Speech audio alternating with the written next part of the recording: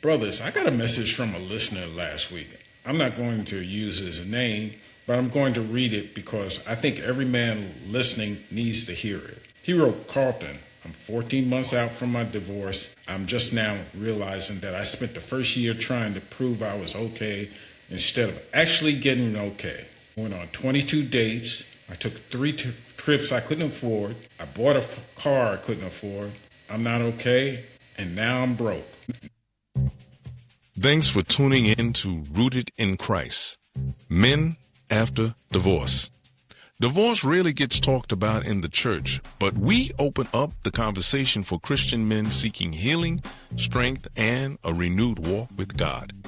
Each episode, we focus on spiritual life, mental health, emotional recovery, physical wellness, financial stability, and your future. Stay rooted, rise strong, divorce isn't you. I'm Karlton. Reverend Jerome is with me. And this episode is the conversation that man needed 14 months ago. That message is not unusual. I've heard versions of it from men in the church, in the barbershop, in counseling, in every space where men eventually get on with each other. The first year of post-divorce recovery is one of the most financially dangerous years of a man's life. Not because men are irresponsible, but because of the emotional imperative overrides the financial logic of it all. You're in survival mode. Your nervous system is telling you to do whatever it takes to feel safe or feel good. And for men, safe often looks like success, looked at, desired, capable, and those feelings have a price tag attached to them in our culture. Yeah, a big price tag at that. The culture has outsourced emotional healing to consumption. Feeling bad? Buy something. Feeling invisible? Go somewhere visible. Feeling like you failed? Dress like you won. And none of those messages are malicious. They're just deeply, catastrophically incomplete because they never mention the bill. And the man in that message, he didn't need someone to tell him not to go on dates or not to travel. He needed someone to tell him that there's a version of those things that serves healing and a version that replaces it. He needed the distinction. That's this episode. Hold up. Before we go any further, if this conversation is hitting close to home, do me a favor right now. Hit like, drop a comment, and tell us where you are in your financial recovery, and then share this episode with a brother who needs to hear it. The man who just got served, the man who's been swiping credit cards on dates he can't afford. He needs this today. And you'll find us on every major platform. Apple Podcasts, Spotify, YouTube, iHeartRadio, you name it. We're everywhere you listen. So subscribe so new episodes come straight to you every week. No searching, no guessing, no missing. It just shows up like your healing is supposed to, consistently, week after week after week. All right, back to the money conversation. Let's build the financial picture for men who are listening. Specifically, what does the first 12 to 18 months look like for a man who moves too fast versus a man who moves with intention? Man who moves too fast. Ouch, that was me. And I know this man well because I was him. His discretionary spending spikes by roughly 40 to 60% in the first 6 months. Why? Because the pain is at its highest and the impulse spending is at its peak. He's also likely navigating divorce costs, attorney fees, mediation, property division, child or spousal support, which means his savings are already compressed. Instead of cutting discretionary spending to compensate, he's increasing it to cope. The compounding effect is brutal, y'all. You're spending more at the exact moment you need to spend less. Why? Because you have less. Which means every dollar you spend on a date in month 4 is borrowed from your financial recovery in month 16. Man who moves with intention. He builds the budget in the first 30 days. He identifies his change in income and his change fixed costs. He sets a real social spending number. Not zero, but real. He understands that the first year is the foundation year, not the thriving year, and the foundation is built solid. And the next 16 months looks like the next 6 months looks like stability instead of a second crisis. The difference between those two men isn't their income, it's their information. And the information is what nobody gave that listener when he needed it. Now, what intentional recovery looks like? A man who establishes a post-divorce budget in the first 30 days, sets a social spending cap, and builds even a modest emergency fund, reduces his financial recovery timeline by an estimated 12 to 18 months compared to a man who doesn't do any of the above. The discipline costs nothing up front. The absence of it costs years. Okay, Reverend Jerome, bring us a word about this. Thank you, Karlton. The Prodigal Son, Luke 15.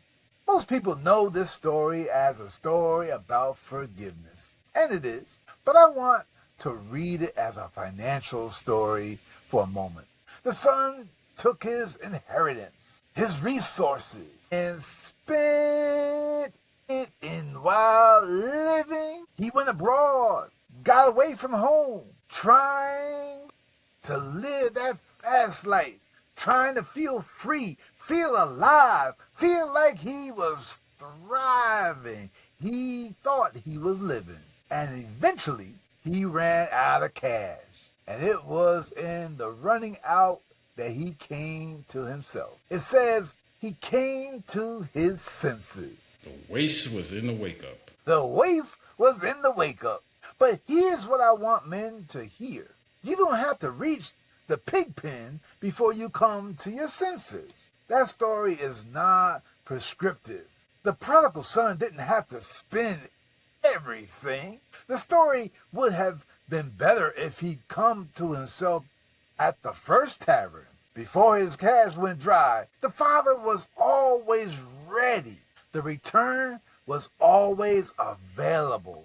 You don't have to hit financial rock bottom to turn towards home. You can come to yourself right now, before the account is empty, before the credit card are maxed, before the people are looking for you and calling your phone. You can hear this episode and choose differently starting today. The father in that story saw the son while he was a great distance off. The father ran to him. And that's what God does when we turn ourselves around, and that turn can happen at any point in your story. Now, for the man that sent that message, if you're listening, and for every man who recognized himself in it, here's what we want you to do this week. This week only. Not a comprehensive life plan. Just this week. Step 1. Pull your bank statement from the last month. Circle every charge that was made from pain or boredom or loneliness or ego. Next, not from, general intention. Don't judge it, just count it. Step 2, take that number and ask yourself, what would that money have done in a savings account, investment account, etc.? What would 6 months of that number look like? You don't need to feel guilty about the past, but you do need to understand the cost of the pattern before you can change it.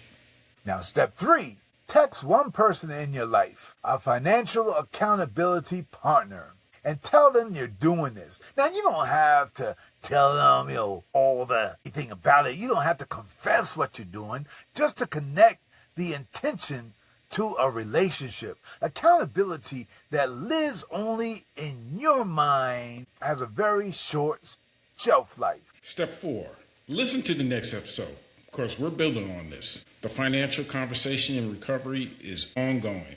It doesn't happen in one episode. Stay with us. And step 5, if you're the man who sent that message or the man who could have, send us a follow-up.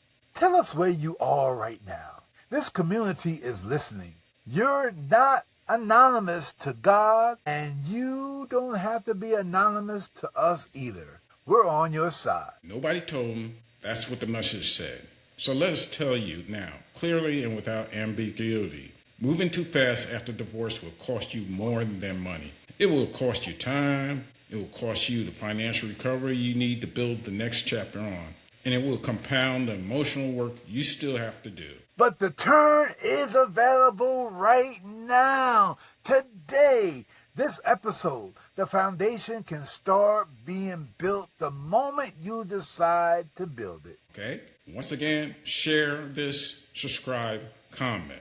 And remember, stay rooted, rise strong. Divorce is not you. This podcast is for educational and inspirational purposes only. The hosts and guests are not licensed professionals, and content is not legal, financial, or mental health advice. Seek qualified experts for personal guidance. Views expressed are those of the host and guests, not affiliated organization.